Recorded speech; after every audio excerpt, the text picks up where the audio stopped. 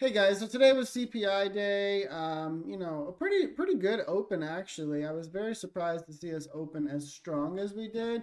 But of course, by the end of the day, we ended up showing quite a bit of weakness, as you can see here. We ended up closing out a little doji. So if you missed the numbers, we got a core core year over year at 4.8%. It's a nice little drop from 5.3%. First time in a long time that we've been out of the fives. We also got a year over year at 3%, just over that 2% area. Apparently, the technical print was 2.97%. So technically, we did get a 2% print. Month over month, core and CPI both came in at 0.2%. So overall, almost everything came in, or everything did come in better than expected. So that was a nice bullish print there. So the most important thing that I want to note here is one, I'm very bullish into FOMOC. However, something that's really interesting to note here is that Cleveland Fed Nowcast, which is pretty accurate, is already projecting a rebound in CPI to 3.4% and a core back to 5%. It's also saying that month over month core and CPI is going to go back up to 0.4%.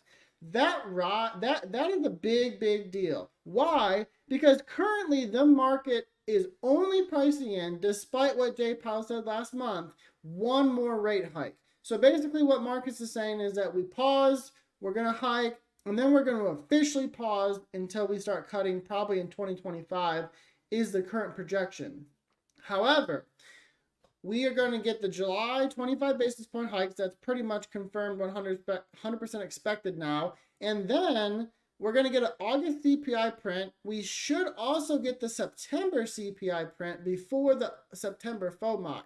There's a very high percent chance that if this CPI in August rebounds as projected and does not immediately go back down in September, which as of right now does not appear to be the case, there's a high percent chance that market's going to reprice in the 25 basis point hike, which Jay Powell is probably going to tell us that at the next FOMOC meeting that we are going to get. And that is going to be where the market could see a bit of a fumble and could see some struggle. So after we put in our daily demand right here at 438.1, we have now moved up. We finally broke through 443.1 supply. We attempted to get through this 446.9 supply, but we could not break through it. So this could be our temporary top. We basically have two scenarios here. The first scenario is that we're going to put in a new supply right here at 446.5, making a nice little double supply resistance right here. We come down, take out 443.1, and then we're going to bounce and finally see 452.8. The second scenario is that we just completely push right for 452.8. It'll be interesting to see how the market reacts tomorrow. Historically, the day after CPI has actually opened and really been pretty red. Going over to futures, same thing here. We have a really nice 44.38 demand. We are over the 44.95 supply. We are officially out of this little range that we have been in. So our next upside target really is our 45.37 demand, or same thing, we could immediately turn around, put in a new 45.11 double top with a supply, and then we're going to try to come back down and find some support, probably around 44.70 before we officially push to 45.37. Going over the Qs here, same thing. So we had this really big resistance area right here, this 370.4 and 371.6.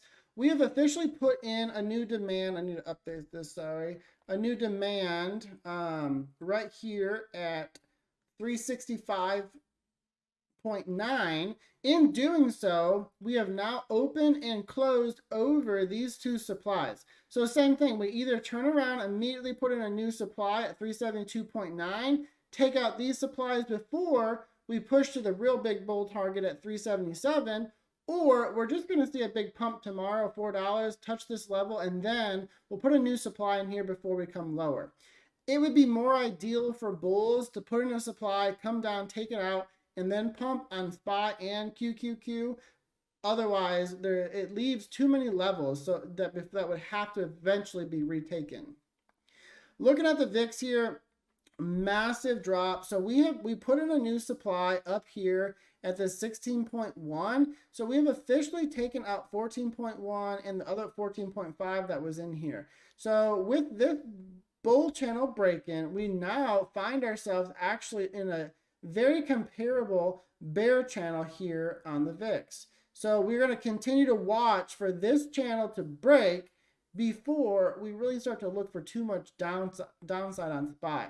We are sitting right here on this really important 13.5 demand. Our next important demand is 12.9.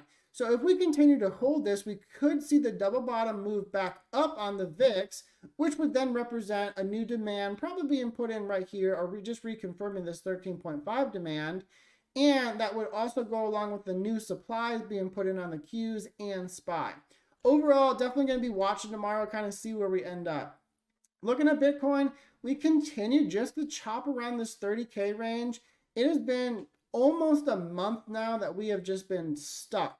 The Bitcoin just cannot seem to break out. We just can't seem to lose 29.9, and we can't really seem to push through 31.1K. Hope you guys had a good day trading today. I will see you guys tomorrow.